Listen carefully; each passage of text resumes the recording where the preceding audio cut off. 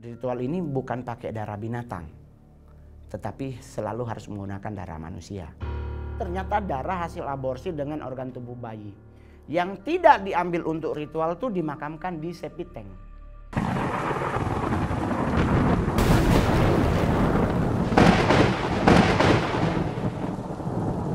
Hai para noise, dari Twitter Sekte Pemuja Iblis, kita mendatangkan Mongol untuk merespon tweet tersebut.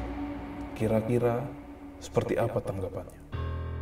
Hai para noise, Mongol ada di Cerita Dong Noise. Saya itu pingin berbagi dengan orang mengenai banyak hal. Jadi dari pengalaman hidup, itu ya Mongol selalu ingatkan bahwa yang namanya dunia kegelapan, yang namanya okkultisme, yang namanya satanisme, itu adalah hal yang lumrah.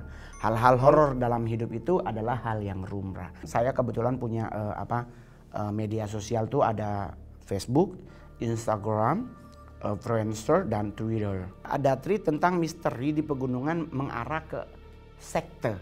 Apa sih sebenarnya sekte? Sekte ini sebenarnya kan semacam perkumpulan yang kecil tetapi bisa menjadi besar, dan itu ada di negara kita.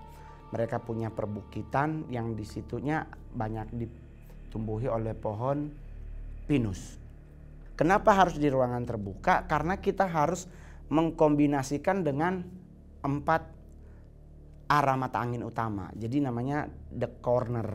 4 jadi utara, timur, selatan, barat. Nah kalau dilakukan dalam ruangan, ya akan menjadi seperti agama muslim. Harus ketahuan kiblat tuh ke arah mana. Nah itu ritualnya tuh pasti naruh apa ini ya, lilin gitu. Lilin nanti taruh 4 sudut, ya kan, nanti di tengahnya pasti ada altar kecil. Terus nanti ada apa namanya, ada apa tuh, belati, pisau lah kalau bahasa kita ya. Terus baru nanti ada mok isinya darah. Dan ini mohon maaf teman-teman, ritual ini bukan pakai darah binatang, tetapi selalu harus menggunakan darah manusia. Dari mana dapatnya? Dari klinik yang menjalin kerjasama dengan satanik yang melakukan aborsi. Gua udah 2 kali penelusuran dunia gaib, 2 rumah tersebut dijadikan sebagai bersalin yang aborsi. Dan mereka ternyata ember warna biru sama merah itu ternyata darah hasil aborsi dengan organ tubuh bayi yang tidak diambil untuk ritual tuh dimakamkan di septic tank. Dan itu ada beritanya loh teman-teman. Nah di saat gua datang ke situ, gua kaget karena ngelihat ada namanya The Golden Baby. The Golden Baby adalah hasil aborsi dari anak satanik. Di Twitter itu kan kalau di gunung atau ya taruhlah istilahnya gua tuh bukit lah namanya. 4 corner itu harus ditaruhin lilin, tapi yang warna hitam ya. Lilin di tengah altar. Nah yang leadership, yang ketuanya tuh harus buka portal ini. Namanya di dunia satanik itu The Nine Lord. Utara ada Asmodeus, timur ada Lucifer, barat ada Belial, belakang selatan ada Leviathan. Baru nanti antara utara dengan timur ada Astaroth sebagai Lord of Magic. Asmodeus ini namanya Lord of Destroy. Baru Asta itu Lord of Magic, Lucifer Lord of Blast. Baru di bawahnya tuh ada Baal, namanya Lord of Well. Apakah kalau seandainya kita udah ikut ritual itu, kita akan pasti jadi anggota? Pasti jika sampai Anda ikut perjamuan kudus. Jadi kan ritualnya tuh ada 4 ritual utama. Nah ada namanya perjamuan kudus. Itu adalah meminum darah bayi dari hasil aborsi yang Kalau Anda udah sampai ke ritual ini, 100% Anda anggota. Bohong, dosa kalau gua nggak pernah ikut ritual. Orang gua leadership komite, kan gua harus jadi contoh. Jadi apa Bang Mongol kalau udah selesai ritual ngapain? Ini mohon maaf ya teman, bener-bener jujur. Sumpah demi Tuhan, mata gue akan jadi lebih jernih.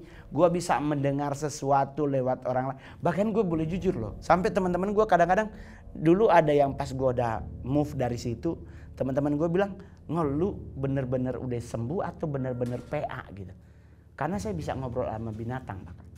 Jadi buat teman-teman, Bang yang ikut saat penyembahan satanik tuh orang-orangnya seperti apa ciri-cirinya? Apakah dia jalannya di atas tanah atau dia agak sedikit jinjit di atas? Tapi yang paling benar adalah lihat dari aksesorisnya. Aksesoris setiap anak satanik itu terlihat nyata, terpampang nyata di pinggir jalan. Banyak banget di Jakarta. Ya kan, pakai baju udah serba black. Tahu-tahu dia punya cincin Baphomet. Atau tahu-tahu dia punya the dolphin ring. Atau tahu-tahu dia punya pentagram. Bahkan ada yang pakai pentagram di cincin yang digunakan untuk mencari jiwa. Jadi buat teman-teman paranoid yang nonton ini, ingat di saat engkau ke mall di seputaran bulan Oktober, jangan sembarang jabat tangan dengan orang yang Anda tidak kenal. Kalau dia mau ngajak lu jabat tangan, perhatikan baik-baik aksesoris yang dia gunakan. Jangan sampai dia menggunakan namanya the scanning ring. Scanning ring itu cincin berbentuk pentagram ditaruh di jari manis. Di saat ketemu orang biasa cincin pentagramnya di depan, di saat ketemu target cincinnya berubah di belakang. Di saat kita jabat tangan begini, dia tarik tangannya, berdarah, dilap. Lap yang darah di tisu tersebut dibawa ke tempat ritual, diajak oleh kita ikut ritual pastinya. Dan apakah sekte ini masih tetap ada? Ada bro. Jangankan Jawa Barat, DKI Jakarta ada, Pondok Indah ada. Komunitas mereka ada di Kelapa Gading. Komunitas mereka bahkan ada di Tanah Abang. Komunitas mereka bahkan ada di Jawa Barat tuh, di Bandung mereka ada. Di Surabaya mereka ada. Tetapi bagaimana menyikapinya, yaitu tadi teman-teman, horor itu selalu ada dalam hidup kita. Tapi apakah kita mau percaya atau tidak itu tergantung kita. Menikmati hidup itu juga tergantung kita. Jadi buat teman-teman yang nonton ini paranoid, nggak usah khawatir, nggak usah terlalu parno, karena doa ibumu pasti akan melindungi hidupmu. Kepercayaanmu kepada Tuhan pasti akan membuat hidupmu aman. Silakan tweet di Twitter apa yang Anda alami, dan percayalah, di saat Anda tetap mempercayai Tuhan, everything under control. Dan yang paling penting adalah paranoid ini akan menjadi paranoid yang keren, tidak hanya sebagai seorang viewer, tapi jadilah seorang subscriber.